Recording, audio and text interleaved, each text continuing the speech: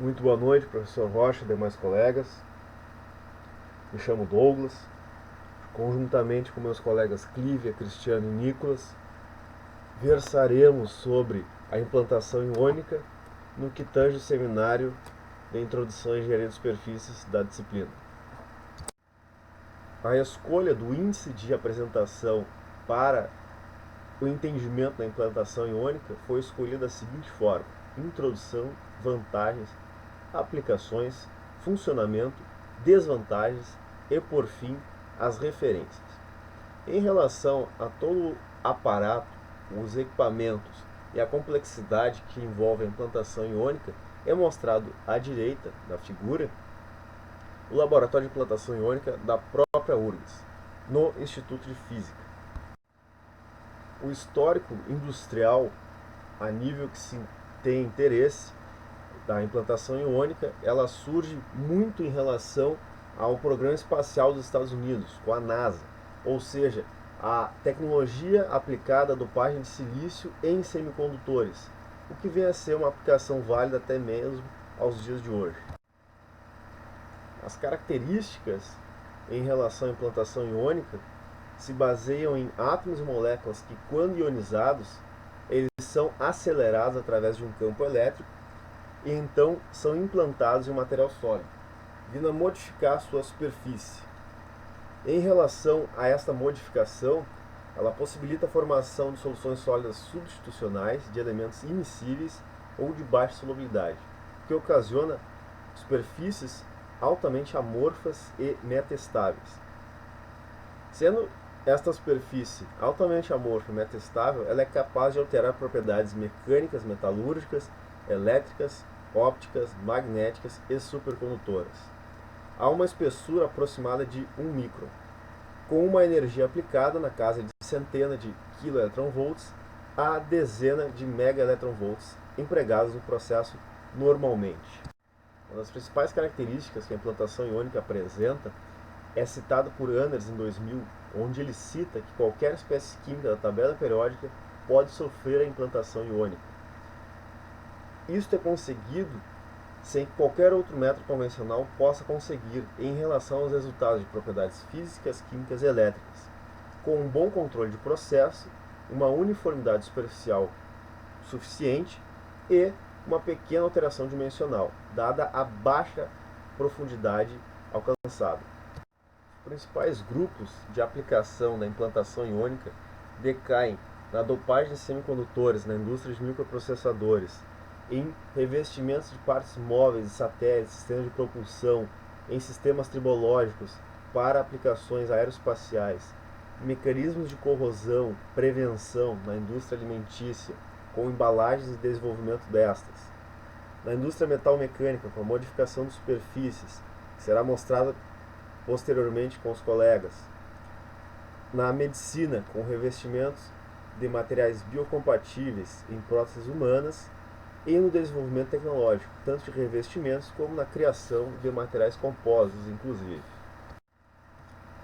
Para ilustrar melhor a aplicação da implantação iônica, nós trazemos o trabalho de Wurwald, em 2019, na qual ele relaciona 4 condições do aço AISI 4340 na sua condição de material base e com a implantação iônica a plasma com nitrogênio de 1, 2 e 3 horas, na qual ele consegue mostrar que houve um aumento na resistência à fadiga deste aço com a implantação iônica de 1, 2, 3 horas, com as tensões residuais compressivas sendo impostas na superfície destes aços, com aumento da dureza superficial e, por decorrência disto, um aumento na resistência ao desgaste abrasivo dos aços tratados.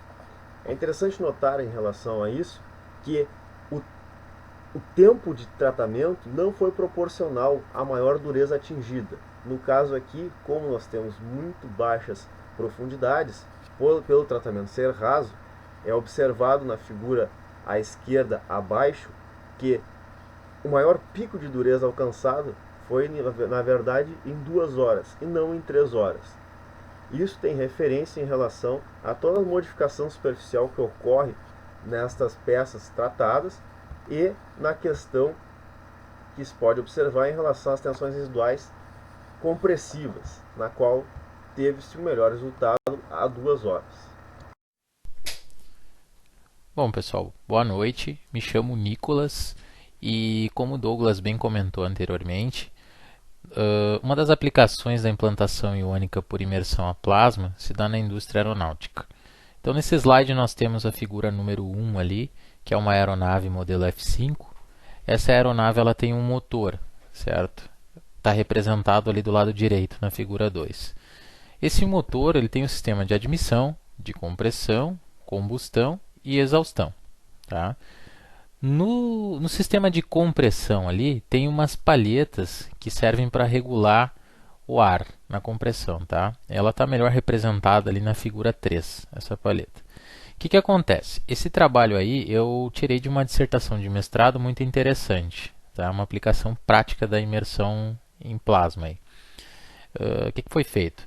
Essa palheta ela apresenta muito desgaste, né, perda de espessura por conta do atrito com o ar, devido à alta rotação, né, e alta pressão. E tem um detalhe, ela não é fabricada no Brasil. Tá? Então o que foi feito? Foi feita uma engenharia reversa, através da digitalização utilizando um scanner. Né? Em seguida essa digitalização foi transferida para o SolidWorks e foi fabricado um modelo pelo processo de manufatura aditiva através da técnica de sinterização direta de metais por laser. Tá? Então se fabricou essa palheta. Ela é fabricada em uma liga de titânio, tá? Com 6% de alumínio e 4% de vanádio.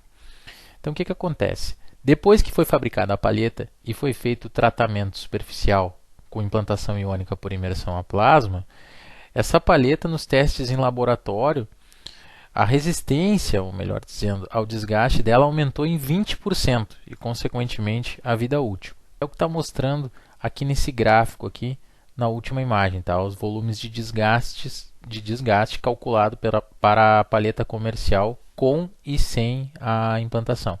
Então, à esquerda nós temos a palheta comercial, né, que não tem o tratamento, e à direita a que tem o tratamento. Então, 20% aí de resistência ao desgaste conseguiu se aumentar nesse tratamento. Bom, pessoal, então uma outra aplicação aí da implantação iônica por imersão a plasma, né, agora na indústria aeroespacial. Ali naquela figura, no canto inferior direito da tela, tem uma peça azul ali, que é uma espécie de rolamento. Tá? Esse rolamento ele trabalha em várias direções, como está demonstrado mais à direita ali. E ele apresenta taxas de corrosão e de desgastes elevadas. Então, o que se buscou fazer? Melhorar essas propriedades tribológicas desse rolamento e melhorar a resistência à corrosão, né? Através da implantação iônica por imersão a plasma com implantação de carbono na superfície. Tá? Então, esse aço ali, CSS42L, é um aço inoxidável, né? Uma liga de aço inoxidável, capaz de atingir altos níveis de dureza superficial, né? E manter a dureza em temperaturas operacionais de até 427 graus Celsius. Então é uma liga bem especial que ainda assim pode ter suas propriedades melhoradas através da implantação iônica, né? Com adição de carbono na superfície. E mais à direita, aqui no canto superior direito, mais precisamente, nós temos um comparativo ali do coeficiente de atrito. Tá? Então, aquela linha preta representa a matriz sem o tratamento, tá? Ou seja, a peça originalmente, né, utilizada. E essa linha rosa apresenta a peça que foi tratada, tá? Que teve a implantação iônica. Então, conseguiu-se reduzir o coeficiente de atrito cerca de 30%, melhorando as propriedades tribológicas dessa peça, ou melhor, do conjunto, né, no qual está aplicado. Bom, pessoal, aqui uma terceira aplicação então da implantação iônica por imersão a plasma. Tá? Esse material foi retirado de um artigo publicado em 2017 que continha alguns experimentos com foco na interação íon-superfície. Né? Nesse caso, buscou-se um novo método de estudo para o comportamento da austenita em aços inoxidáveis austeníticos. Tá? Isso foi feito através de uma implantação de íons a uma dada tensão e uma corrente máxima nominal, que nesse caso é de 1 mA. Tá? Identificou-se também que a temperatura atingida no substrato ficou entre 250 e 500 graus Celsius, tá? Com átomos de nitrogênio em menos de 3 horas. Então, à direita aqui, nós temos um gráfico que mostra a evolução temporal da expansão da austenita, né, durante a nitretação de um ácido inoxidável austenítico, nesse caso um 304.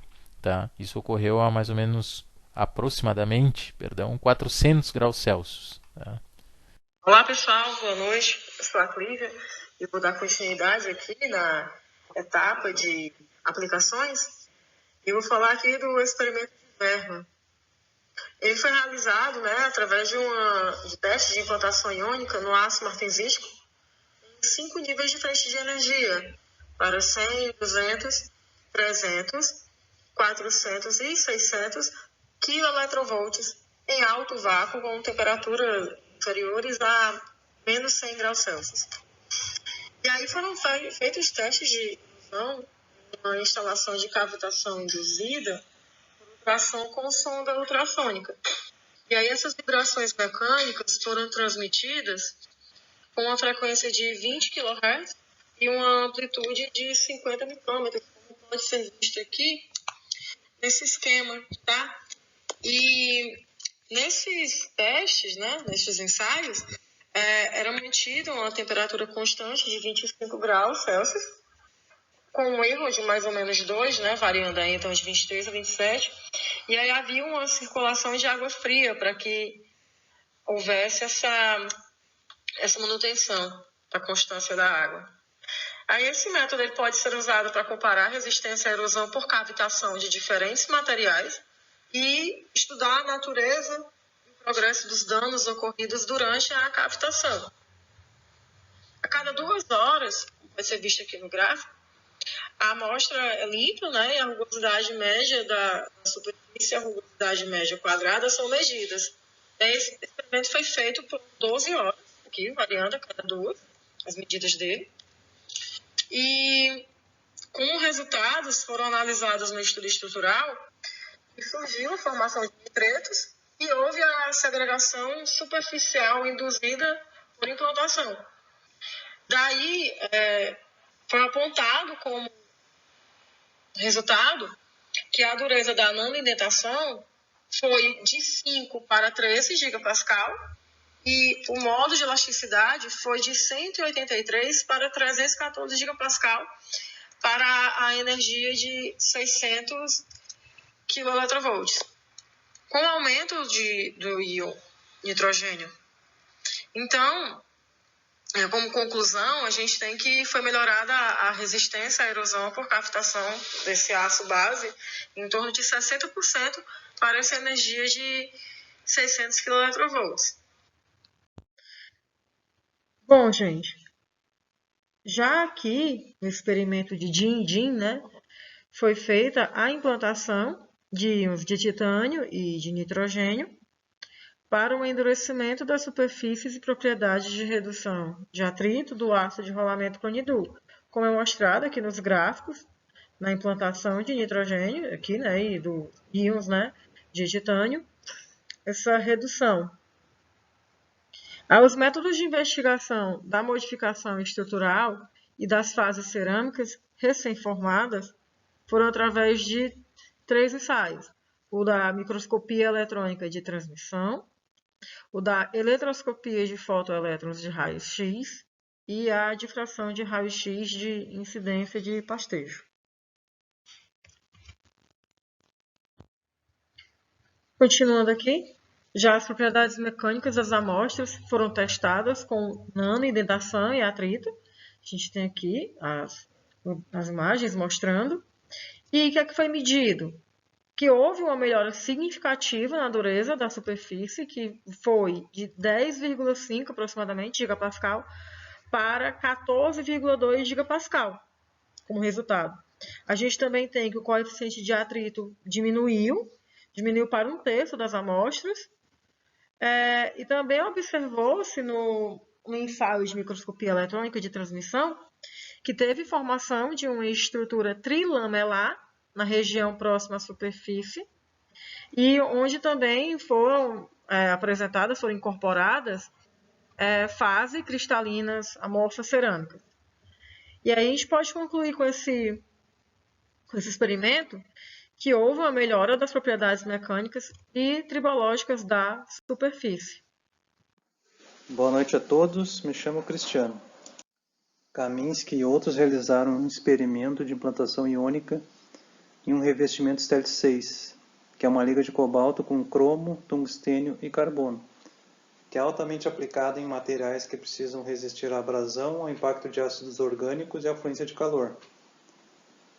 Essa implantação foi realizada com íons positivos de manganês, a uma energia cinética aplicada de 175 kV e realizada uma avaliação tribológica com um nanotribômetro para medir o desgaste e o coeficiente de atrito dos materiais. No gráfico ao lado, podemos observar a evolução do coeficiente de atrito do material sem implantação iônica, que era apenas o material base. O material que foi aplicado 5 vezes 16 íons de manganês por centímetro quadrado. E um outro material que foi o dobro de aplicação de íons, que é 1 vezes 10 a 17 íons de manganês por centímetro quadrado. Os dois materiais em que foi realizada a implantação iônica, observou-se uma melhora significativa na evolução desse coeficiente de atrito, sendo que o material com maior aplicação iônica por centímetro quadrado, 1 vezes 10 a 17, teve uma melhora em torno de 10 vezes em relação ao material sem implantação iônica. Já ao desgaste, a avaliação feita concluiu que não houve uma melhora significativa. O desgaste foi muito similar entre todas as amostras, comprovando que essa implantação iônica não foi benéfica nessa característica para o material. O funcionamento da implantação iônica se deve a um sistema de 5 etapas. A primeira é a geração de íons na forma de plasma, depois a espectrometria de massa, aceleração das partículas e um sistema de deflexão dos eixos X e Y e um alvo, onde vai ser implantado esses íons. Na geração plasmática ali é criado uma névoa de íons para se subtrair então da molécula. Depois a espectrometria de massa vai separar os íons necessários ali, os íons selecionados para ser implantado no material base. A aceleração das partículas se dá através de uma aplicação energética, fazendo com que essas partículas ganhem muita energia e com isso velocidade, para poder colidir na estrutura do material base. Depois temos o sistema de deflexão dos eixos X e Y, que nada mais é do que um sistema magnético, onde vai ser feito a mudança da rota desses íons selecionados, para que seja aplicado no material o íon exatamente conforme determinado ali, configurado para a implantação. Que vai ser utilizado um anteparo ali, onde íons pesados e leves vão se colidir com esse anteparo e o íon, na medida adequada, vai passar por um orifício que vai ser injetado no material base. E o alvo, que é o próprio material base. O tal anteparo citado anteriormente, ele é melhor demonstrado na figura do slide, onde apresenta uma fenda central, que é por onde passarão os íons especificamente selecionados. Os demais íons eles sofrerão uma deflexão magnética, onde mudarão a sua rota e não passarão pela fenda, irão colidir com esse anteparo, os íons mais pesados e mais leves daqueles especificados. Os íons que passarão pela fenda, com a alta energia que elas foram aplicadas, entrarão em colisão com a estrutura